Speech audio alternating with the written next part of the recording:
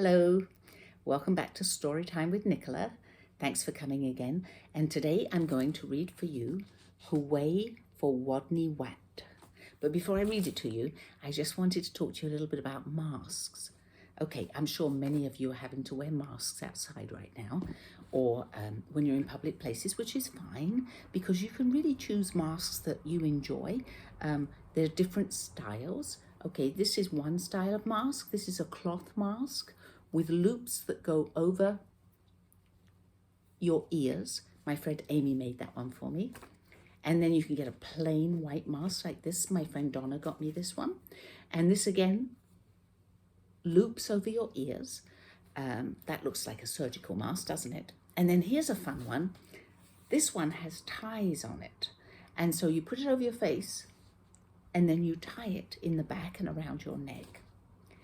And this one is the one that I want to use for my story time today. And it doesn't look like a mask, does it? But it's called a neck gaiter. Have you ever heard of gaiters being worn when people go fishing? They pull them up over their legs to keep their legs warm. Well, this one comes down over your face, around your neck, and then you can pull it up over your nose and ears, which is probably pretty warm in the wintertime if you wore one of these to keep your ears warm.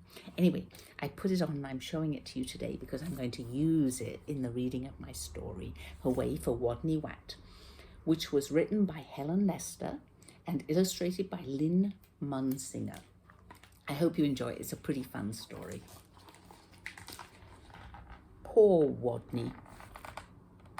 Wodney Wat.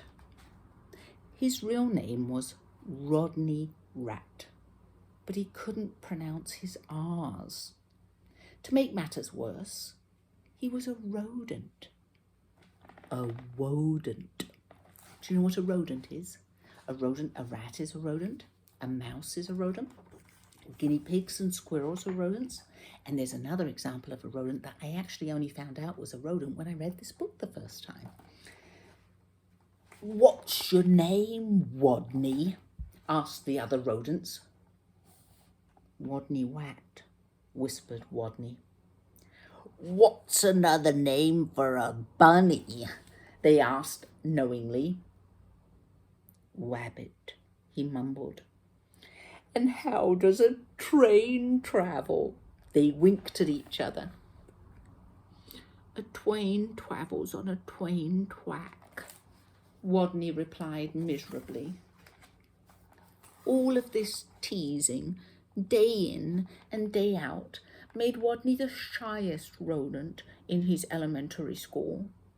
His squeak could barely be heard in class. He gnawed lunch alone. And while the other rodents scurried and scooted about at recess, Wodney hid inside his jacket.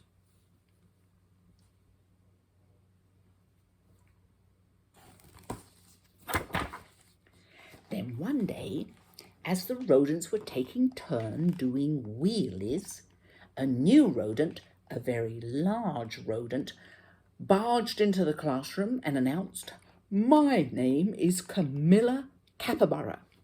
That's the other rodent I was telling you about that I learned about from this book. It's the biggest rodent in the world. "I'm bigger than any of you, I'm meaner than any of you, and I'm smarter than any of you." Then she added, "So there." With that, she accidentally, on purpose, elbowed an ear, bumped two noses, stepped on three tails, and lay down on a desk. Fur prickled in fear throughout the classroom.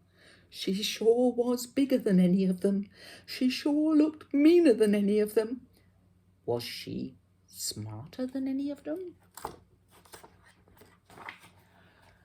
"What's 2 plus 2? asked Miss Fuzzleworth.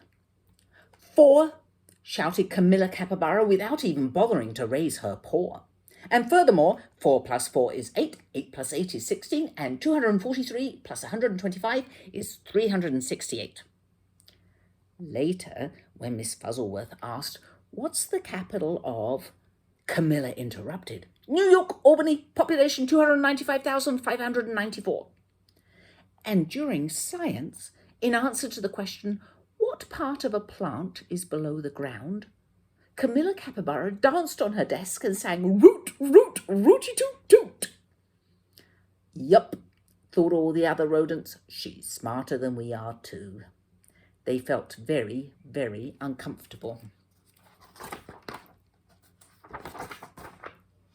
Every afternoon, just before the final recess, Miss Fuzzleworth drew a name from her hat to see who would be the leader for their favourite game, Simon Says.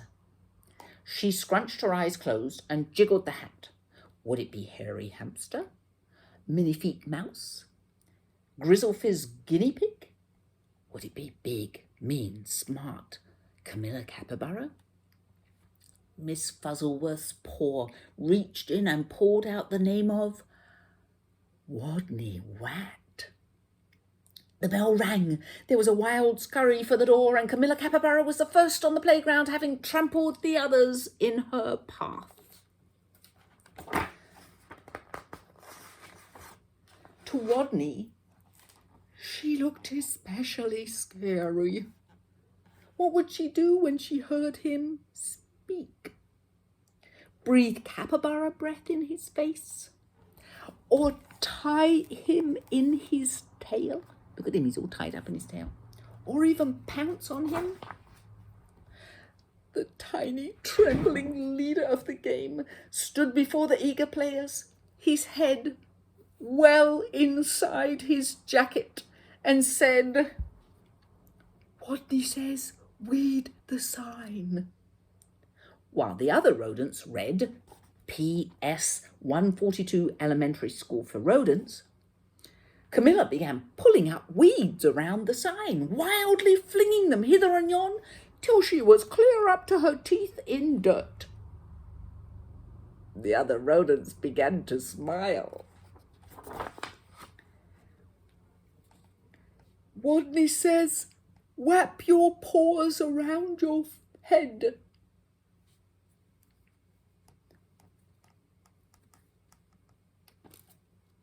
He peeked a little peek out of his jacket and saw whap, whap, whappity, whap, whap, whap.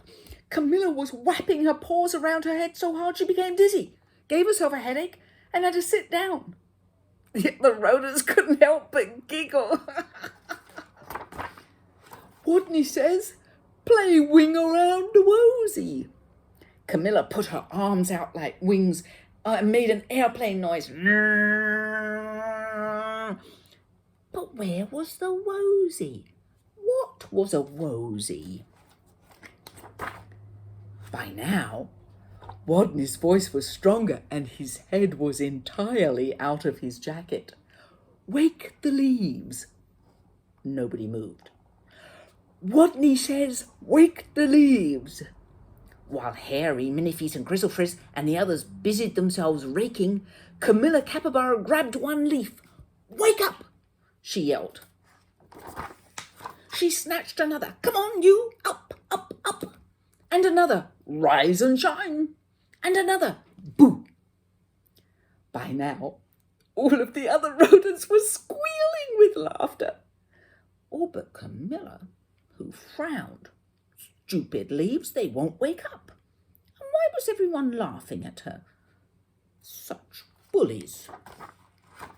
In a voice so strong he had to hold his own ears, Wodney called, "Wodney says, go west." The rodents collapsed in a happy heap for a rest. Go west. Camilla Capybara, feeling very smart that she could tell directions by the sun, said, "All right, I shall go west." And then she added, "So there." West she stomped. Forever she was gone. And from that day on, the pupils of PS 142 Elementary School for Rodents never teased Wodney again. He was their hero. "Hooway for Wodney Wat," they cried. "Woot, woot, wooty toot toot." Thank you very much for listening. Wear your masks. Till the next time. Bye-bye from Nicola.